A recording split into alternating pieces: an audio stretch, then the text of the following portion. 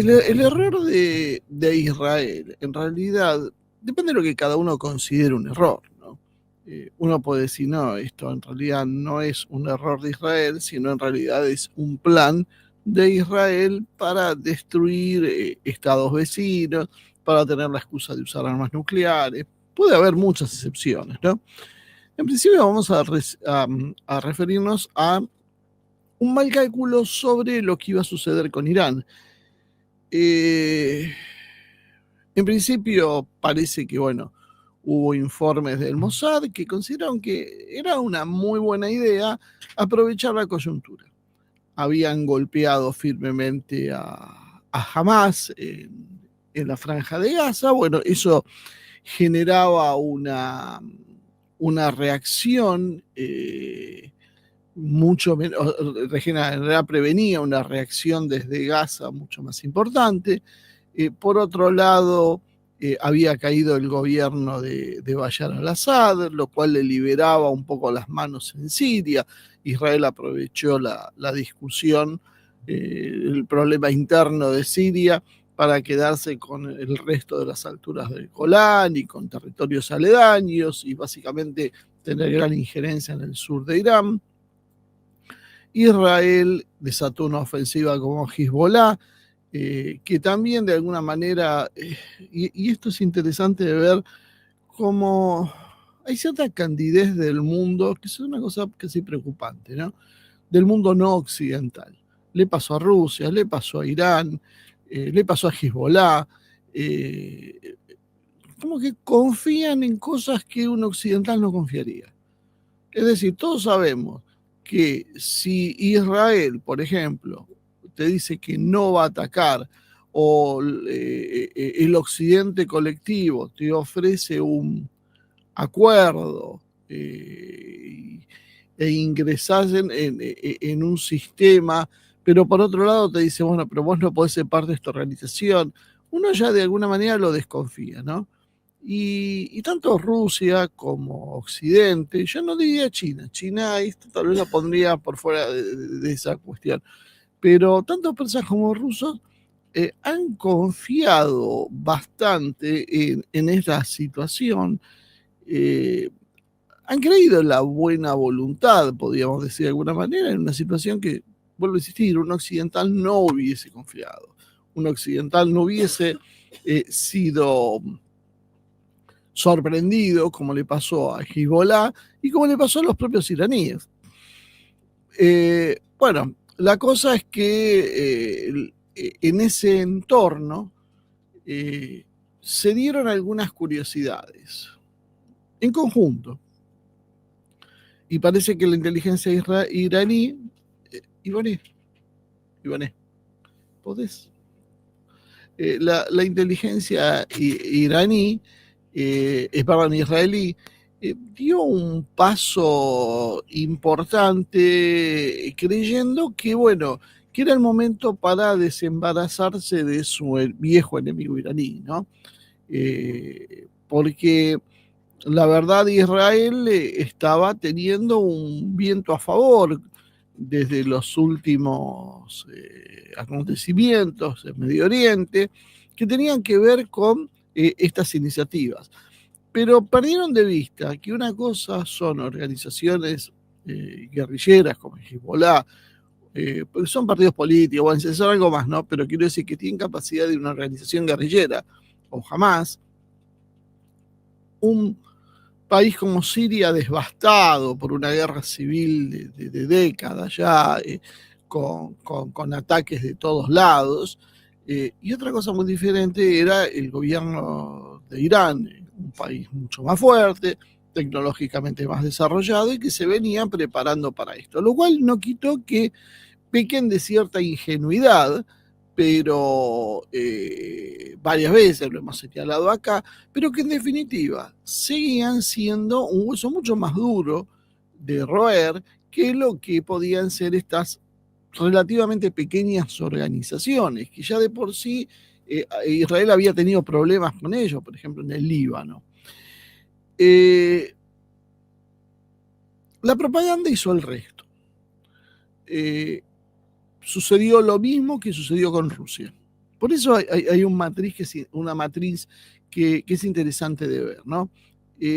Hubo una propaganda sistemática previa, por eso también de alguna manera le decíamos antes de empezar un comentario en el chat, no crean lo de la dictadura y las mujeres sometidas en Irán. Primero, no son quienes los occidentales o los israelíes justamente los que van a poner justicia sobre las mujeres de un país extranjero.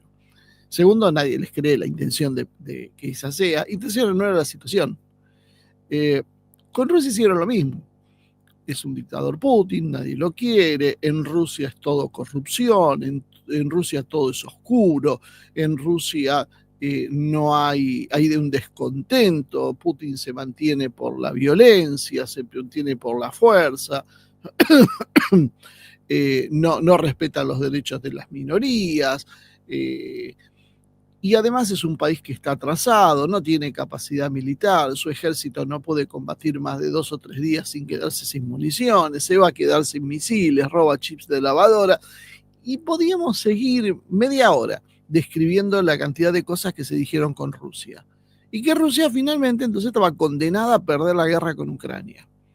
Bueno, ustedes creo que se habrán dado cuenta que si el foco de los medios internacionales occidentales dejó de estar sobre Ucrania y ahora se posó sobre Medio Oriente, en buena medida también es porque la OTAN se está llevando una verdadera paliza en Ucrania. Pese a que muchos nos decían que no, nosotros les decíamos, bueno, una especie de guerra de desgaste en la que va a ofrecer Rusia, trata de minimizar sus bajas, está luchando contra medio centenar de países, no es contra un solo país. Ucrania era el ejército más poderoso de Europa, obviamente sin contar que el Reino Unido y Francia tienen armas nucleares, pero fuera de eso era el más poderoso de Europa, y probablemente por mucho. Y encima contaba con todo ese apoyo y cientos de miles de millones de dólares en equipo militar que le ha brindado Estados Unidos. ¿Y cuál fue el resultado? ¿Cuál estamos viendo el resultado? Ucrania se está básicamente desmoronando. ¿Qué es lo que pasó con Irán? Pasó lo mismo, confunden deseo con realidad. Irán es un país corrupto, Irán es una dictadura oscura, que la gente es sometida, que las mujeres son maltratadas, que es un país bárbaro, que no se moderniza, que no tiene tecnología, que es corrupto, que las mismas cosas que dijeron con Rusia. Bueno, la sorpresa también después llega. ¿Quiénes son los que instalaron esta idea? Obviamente los medios de comunicaciones, en alianza con quién? Con el Pentágono, la política corrupta. El Pentágono me refiero al complejo militar industrial. Y podíamos agregar, básicamente como el dueño de todo ese circo, los grandes capitales financieros. ¿Por qué los grandes capitales financieros? Porque en definitiva los grandes capitales financieros son los dueños de los medios de comunicación, son los accionistas, son los dueños del Pentágono, es decir, son los dueños de las empresas que hacen negocios con el Pentágono y ponen los generales que a ellos les parece que deben ir ahí, y son los dueños de los corruptos, que en función de los políticos corruptos, que en función de cómo les ponen plata, ellos terminan actuando. Todos se alinearon con una narrativa que era similar a la de Rusia, ¿y qué pasó? Chocaron con la realidad. ¿Por qué lo digo?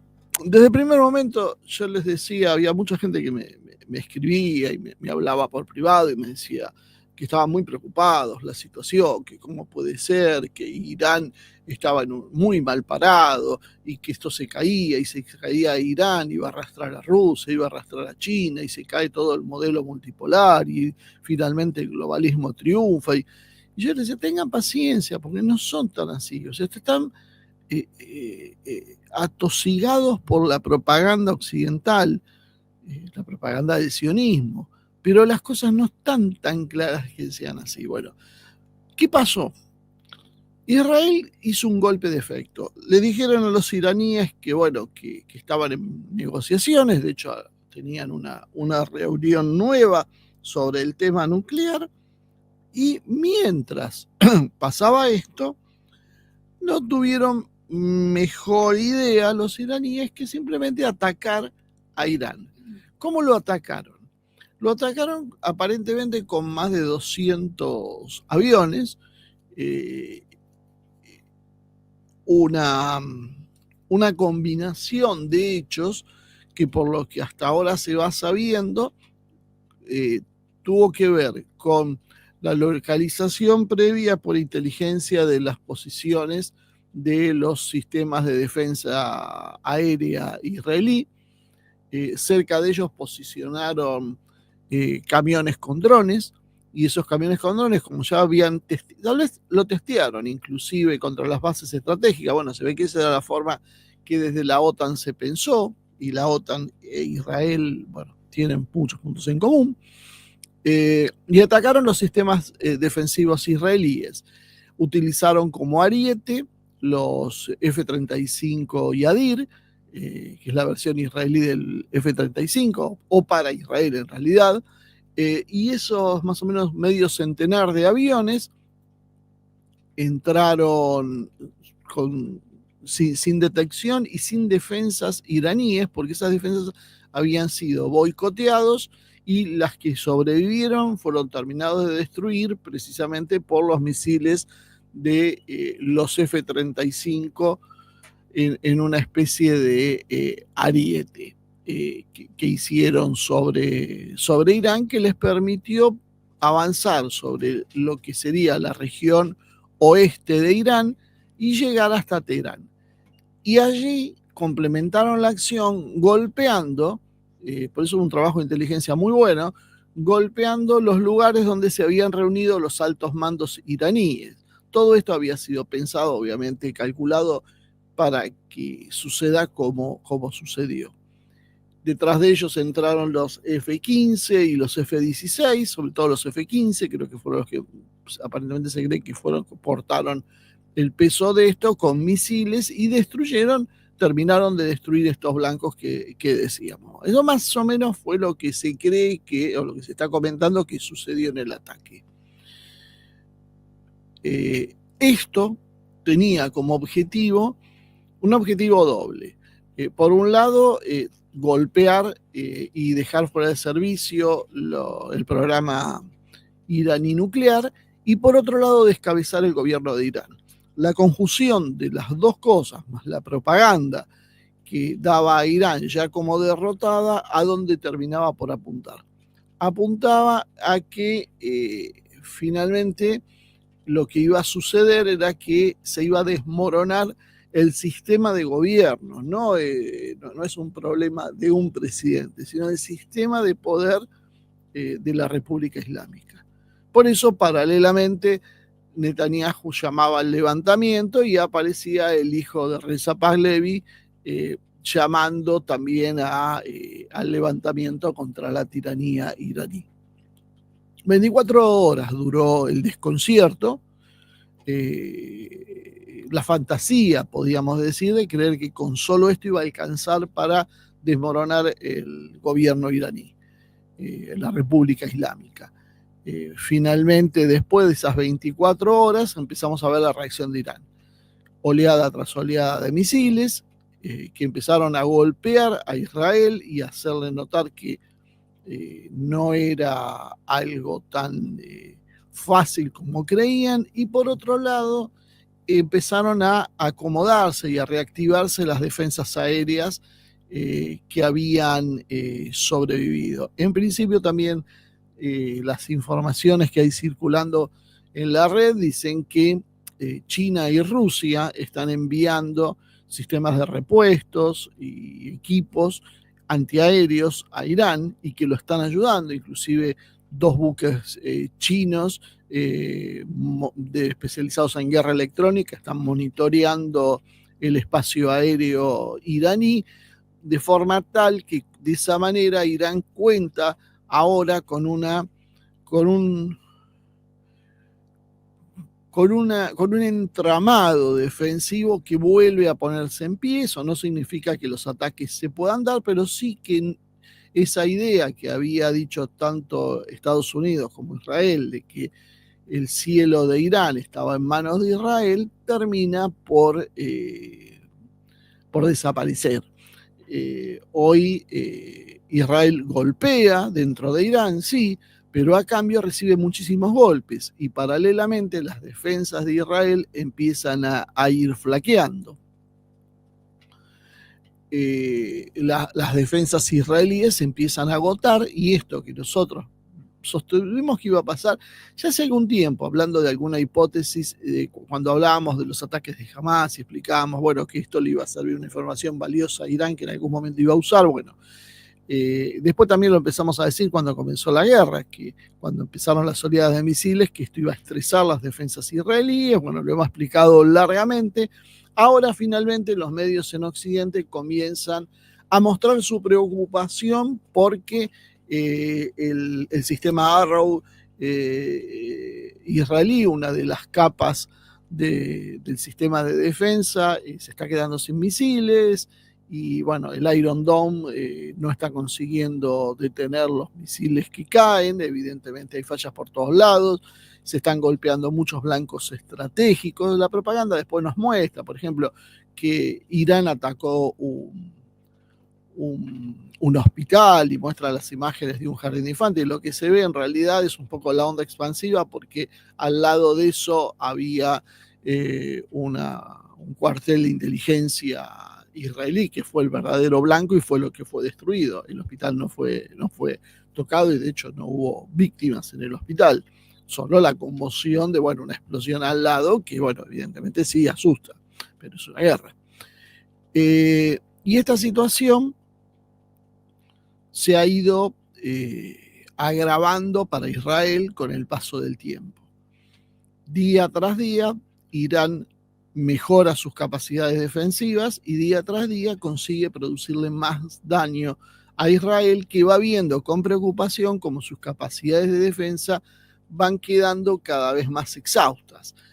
Y en este marco es donde va y le exige en realidad a Estados Unidos su pronta intervención. El cálculo parece bastante simple.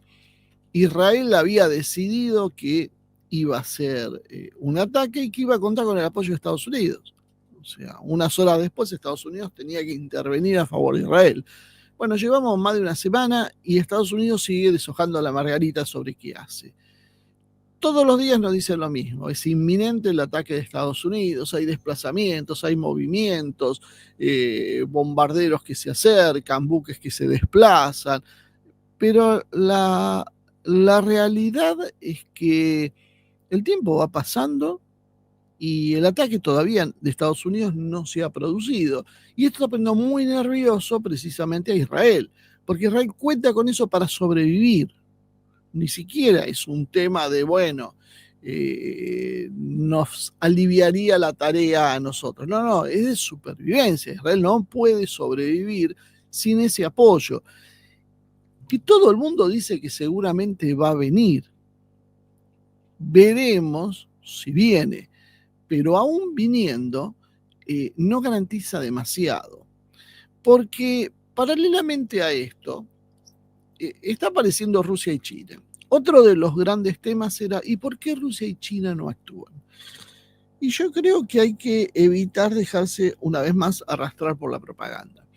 Rusia y China actúan de otra manera, actúan en forma pausada, en forma reflexiva y sobre todo en forma subterránea, porque ni Rusia ni China quieren ahora un enfrentamiento con Estados Unidos, simplemente no lo quieren.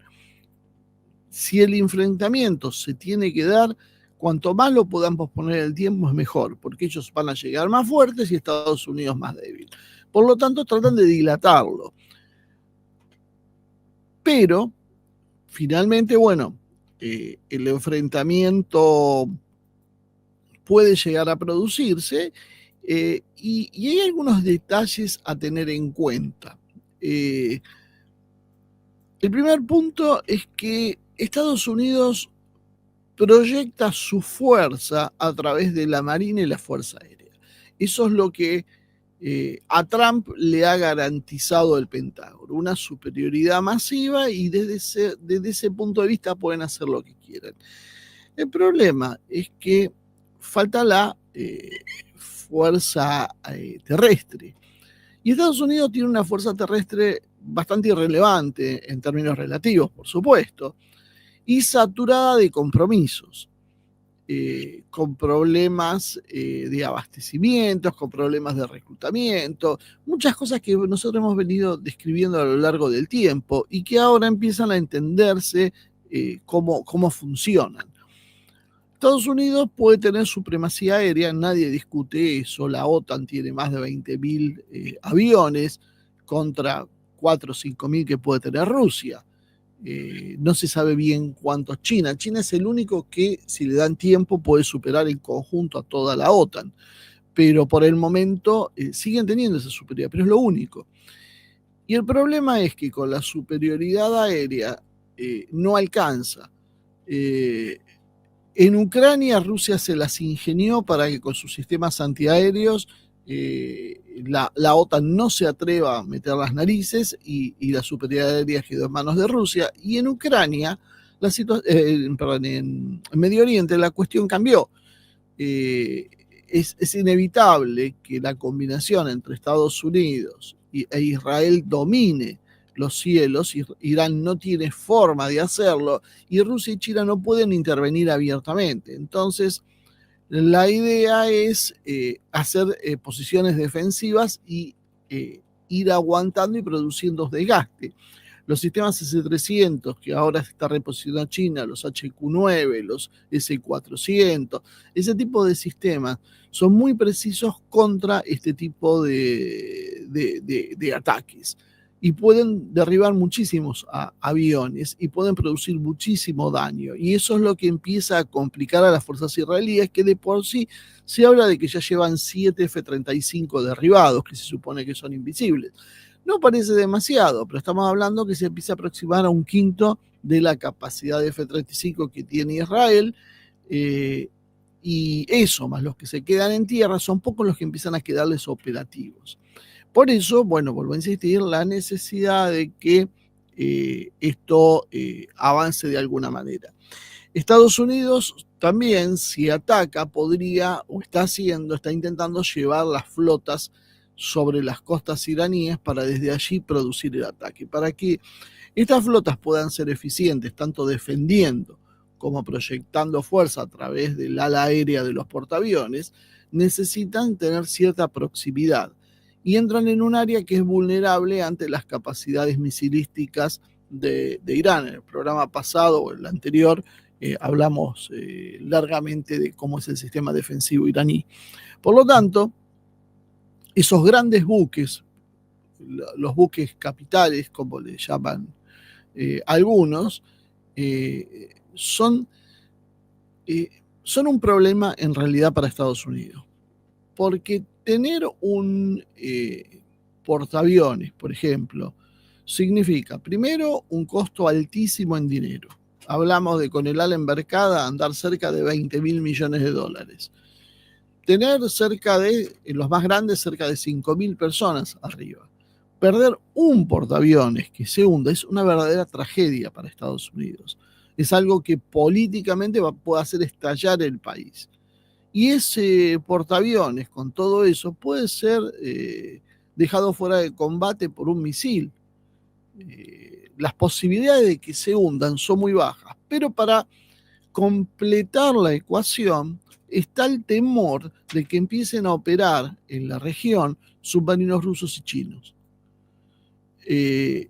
Hay una cierta posición asimétrica en la fuerza y como las grandes unidades navales las tiene Estados Unidos, la respuesta de Rusia ha sido submarinos. O sea, yo no puedo tener el mismo control que tenés vos, porque no puedo hacer ese gasto militar, pero sí lo que puedo tener es una herramienta que me permita hundir lo tuyo. Y eso es lo que está utilizando Rusia. Y esos submarinos tienen la capacidad de hundir cualquiera de los grandes buques que son los más sensibles para estas cuestiones, o sea, los portaaviones y los buques escoltas principales, que serían los blancos. Pueden hundir toda la flota si quieren. Y en la confusión no va a quedar demasiado claro quién lo hundió. Si fueron los iraníes, que también tienen algunos submarinos, no mucho, pero tienen mucho misil, en lanchas y demás, o si fueron los rusos, o los chinos. O sea, imagínense, en este teatro es muy difícil, va a haber acusaciones, pero las dudas van a quedar. Y es como pasan muchísimas cosas. Vos sospechás que fue. Argentina sospecha que Lara San Juan lo hundió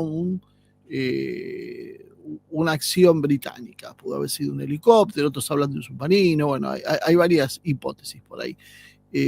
Ahora, ¿qué hace Argentina con esa información? Nada, es un compromiso, porque tiene que responder, no puede, no tiene con qué, no tiene voluntad política de hacerlo, por lo tanto, mejor decimos que se hundió por un accidente y no discutamos más el tema. Bueno, acá pasa un poco lo mismo. Si un submarino ruso hunde un buque estadounidense en esta circunstancia, ¿cuál va a ser la decisión de Estados Unidos? ¿Ir a una guerra termonuclear con Rusia? ¿O aguantar? Depende de que haya hundido el submarino. Si hundieron un buque menor, si lo golpearon y no lo hundieron. Hay muchos factores que puedan determinar, pero trato de graficar esto, cuán al filo de la navaja se está jugando.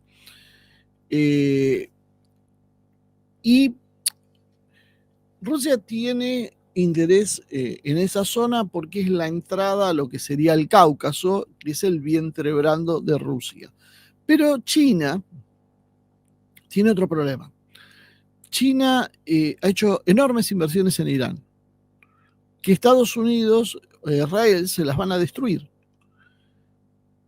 ¿China puede asimilar el golpe? Sí, China tiene como con qué, y de hecho lo ha hecho en otros momentos, ha perdido las inversiones. Pero también Irán es el tercer proveedor más importante de petróleo detrás de Arabia Saudí y Rusia para China.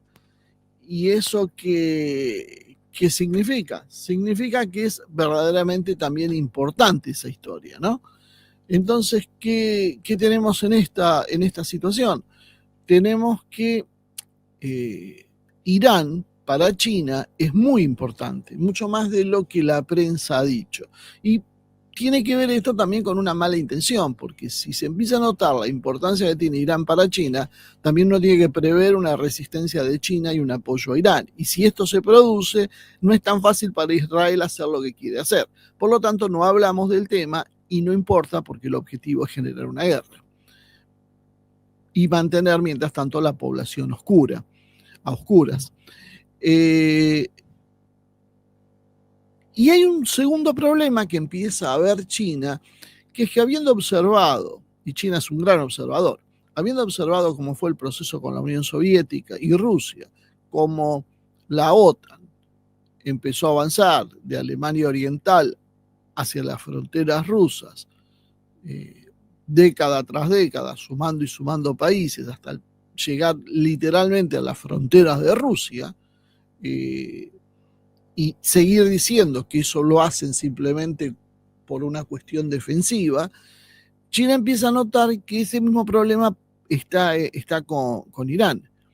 Si en Irán se posiciona Estados Unidos e Israel tiene relaciones con China, pero en el fondo China sabe que Israel va a jugar con Occidente.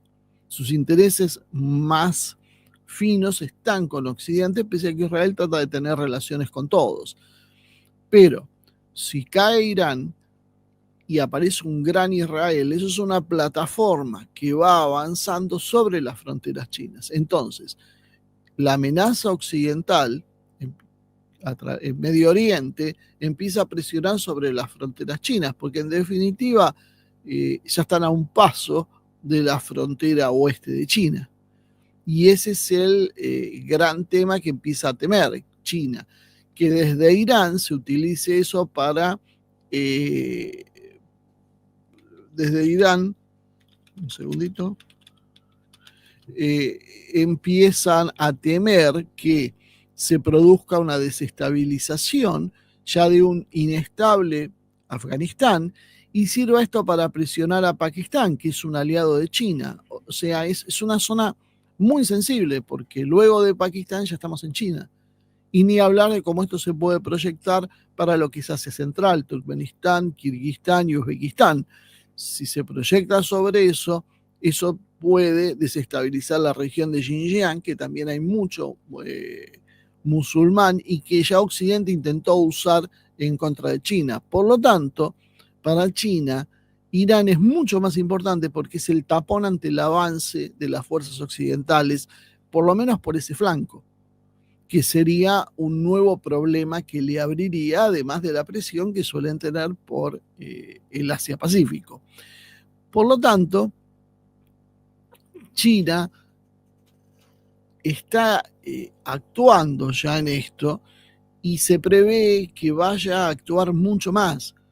Y a través de Pakistán va a poder tener corredores libres de acceso por vía terrestre.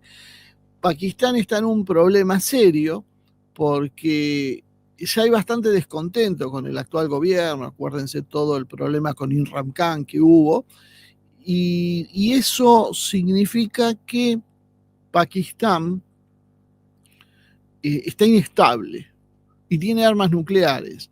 Entonces es un tema para prestarle muchísima atención cómo Occidente presiona para recuperar Pakistán, porque Pakistán estaba antes era un aliado de Estados Unidos, pero luego se distanció y está en una posición ambigua.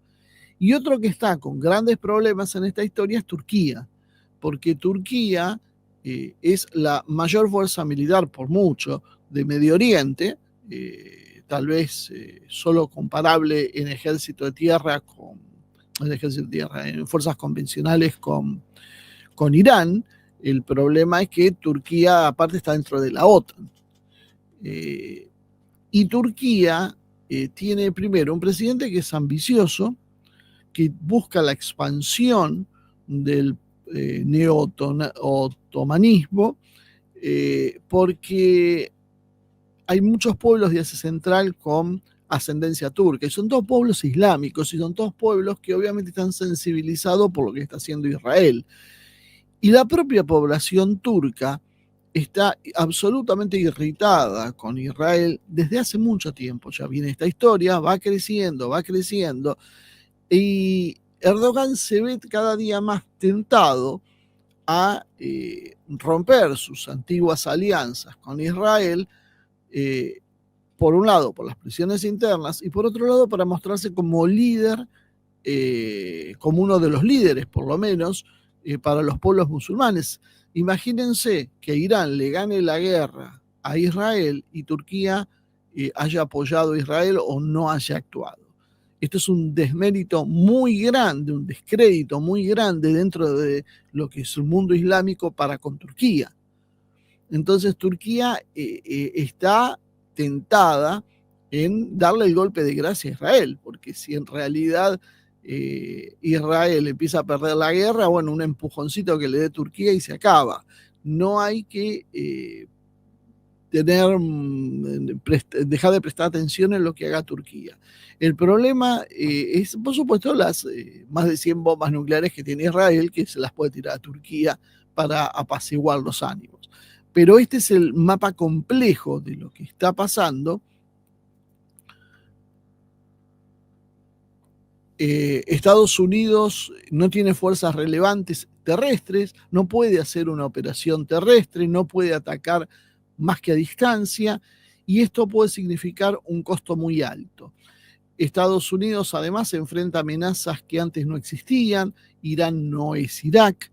Irak había sido ablandado por décadas de sanciones, bombardeos previos de semanas y semanas. Las fuerzas de Irán son mucho más modernas, están mucho mejor entrenadas, tiene apoyos extranjeros, tiene terminales extranjeros con otros grupos y tiene la capacidad de destruir las bases y puertos que opera Estados Unidos en toda la región de Medio Oriente, desconectando de alguna manera a Estados Unidos. ¿Cómo puede operar en un entorno hostil si finalmente no tiene bases militares? ¿Qué es lo que puede hacer Irán si Estados Unidos se mete en la guerra y si Irán todavía tiene capacidad de misiles? Según las fuerzas iraníes, ellos han usado apenas el 5% de lo que tienen. El problema entonces es que la niebla de la guerra no nos deja ver la realidad. Israel no puede ganar esta guerra, no hay forma de que la gane. Lo que puede hacer es destruir medio mundo con sus armas nucleares, que es otro tema. Pero en fuerzas convencionales no la puede ganar, ya se empantanó y ya necesita el apoyo de Estados Unidos. Fíjese que todavía no cerró el tema de Gaza, Israel, ¿eh? ¿Hace cuánto? 2 años ya. Vamos para 2 años de las operaciones en Gaza, y Gaza sigue sin estar bajo control y sigue sin haber sido evacuada y haberse producido los planes que quería Israel. O sea, para ver las limitaciones objetivas que tienen, más allá de la propaganda. Y en esto, Israel se metió en una guerra pensando que Estados Unidos lo iba a salvar, pero bueno, se encontró con la novedad de que duda. La propaganda le dice que pueden ganarle desde el aire a Trump, lo presionan internamente.